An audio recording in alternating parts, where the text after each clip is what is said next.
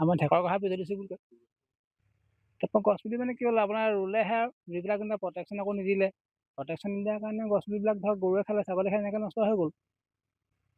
চৰকাৰৰ আঁচনিৰ পৰা ৰাইজে তেনেকৈ একো নাপালে, পুলিখিনি ৰুলে আৰু চাবলৈ নাহিলে, আৰু ফেঞ্চিং দিয়া নহ'ল। নিদিয়া হোৱাৰ কাৰণে কি হ'ল, সেই বস্তুখিনি ক্ৰমান্বয়ে গৰু ছাগলী খালে, নষ্ট হৈ গ'ল আহি পুলি। প্ৰটেকশ্যন দিব লাগিছিলে, প্ৰটেকশ্যন নিদিয়াৰ কাৰণে এনেকুৱা হ'ল। প্ৰটেকশ্যন নহয় কথা, মূল্যৱান কি আছিলে তেতিয়া মই নাই নহয়। এই গছপুলিখিনি এতিয়া একো নাই, চিন মুকাম নাই। হা? এতিয়া গছপুলি এটাও চিন মুকাম নাই, এটাও মেচিন নাই। পুলি আপোনাৰ গৰু ছাগলীয়ে খাই গোটেই সম্পূৰ্ণ আদায় কৰি দিলে আপোনাৰ। কেতিয়া ৰুইছিলে বাৰু? গছপুলি আপোনাৰ প্ৰায় যোৱা বছৰ মানে ৰুইছিলে নেকি, চৰকাৰ আঁচনি হয়। প্ৰতিপাল কৰা নামত একোৱেই নাই আপোনাৰ, তাত কোনো বেৰা বুলিবলৈ একো নিদিলে, গছপুলি ৰুলে আৰু তাতে সামৰণি মাৰিলে, ইমানেই।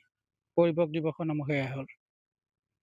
তাত চাগে বহুত মূল্যৱান গছপুলি আছে। গছপুলি বহুত ধুনীয়া ধুনীয়া গছপুলি আহিছিলে আপোনাৰ।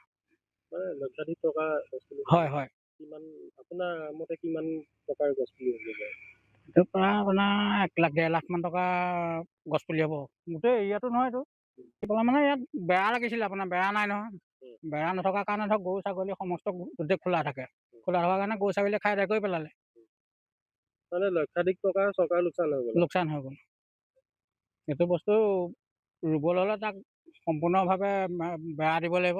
বেৰা দিলে তাক ধুনীয়াকৈ উঠাব পৰা হ'ব, নহ'লেও ৰখাব নোৱাৰি। যিকোনো খবৰৰ বাবে যোগাযোগ কৰক আমাৰ এই নম্বৰত 9181 307 221।